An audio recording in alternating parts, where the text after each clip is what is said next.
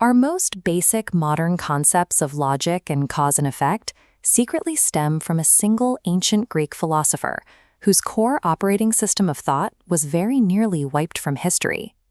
By the 9th century, Western Europe had lost nearly the entire catalog of Aristotle's writings. Scholars in the declining Roman Empire were left clinging to a handful of basic logic primers. But the missing bulk of his work contained a comprehensive system called teleology. Teleology is a scheme of 4 causes that answers why things happen based on their ultimate purpose, rather than just how they physically move. When translations of these deeper scientific and metaphysical treatises finally began surfacing in Paris in 1210, the response was swift. Church authorities issued a strict decree threatening excommunication for anyone caught reading Aristotle's natural philosophy, whether in public or in secret. Church authorities faced a highly evolved philosophical system, refined over centuries by other cultures, and now suddenly flooding back into the heart of Europe as a formidable intellectual challenge.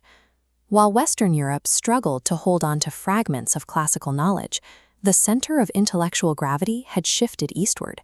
The Byzantine Empire and the Islamic world were actively preserving and cultivating Greek thought. Under the Abbasid Caliphate, Baghdad became a thriving hub of scholarship.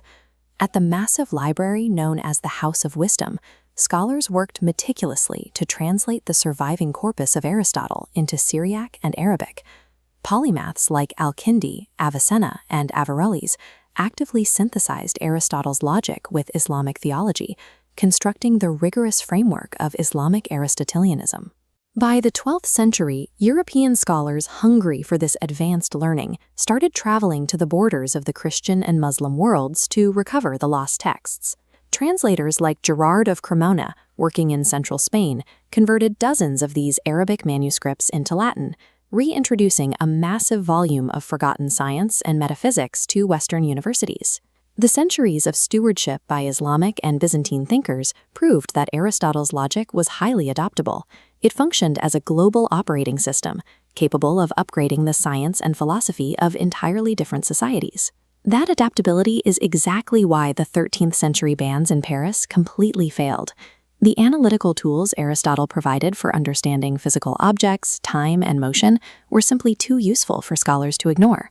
Realizing the prohibition was ineffective, scholars like Albertus Magnus and his pupil Thomas Aquinas took on a massive theological project.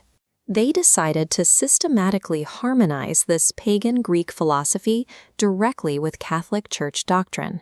This diagram illustrates the resulting framework, known as Thomism. Thomism is a philosophical school that merges Aristotle's methods with Christian theology by mapping Aristotle's concept of an uncaused prime mover directly onto the Christian God. Once that bridge was built, the Church successfully absorbed the rest of his logical corpus. His theories on cosmology and physics were fully integrated and became the standard curriculum. Aristotelianism eventually achieved absolute cultural supremacy, serving as the unquestioned scientific and religious foundation of the Western world. That absolute orthodoxy held until the scientific revolution. Modern natural philosophers began using precise instruments to empirically measure the heavens, systematically dismantling and discarding Aristotle's theoretical models of the physical universe. But losing the physics debate didn't kill the philosophy.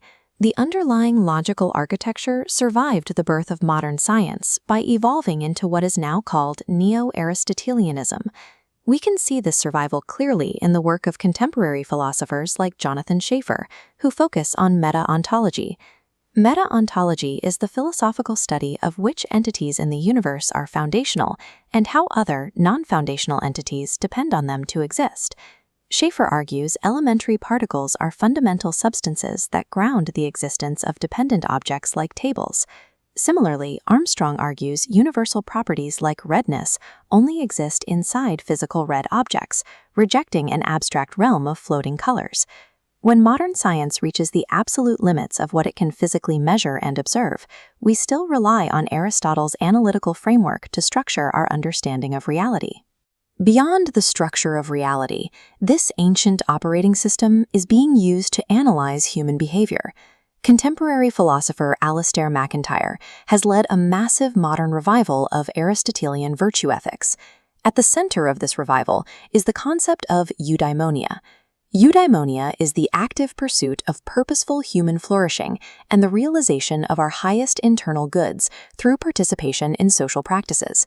MacIntyre contrasts this internal, purpose-driven ideal against the external mechanics of modern managerial capitalism, which prioritizes wealth accumulation and institutional efficiency over human virtues. By defining what actually makes a human being flourish, modern theorists are using this ancient ethic to actively rebel against those profit-driven structures. This cycle of survival, persisting through medieval bans, scientific displacement, and modern managerialism, shows that Aristotelianism is more than a historical record. It is a resilient global operating system that continues to offer a way to prioritize human purpose over institutional control.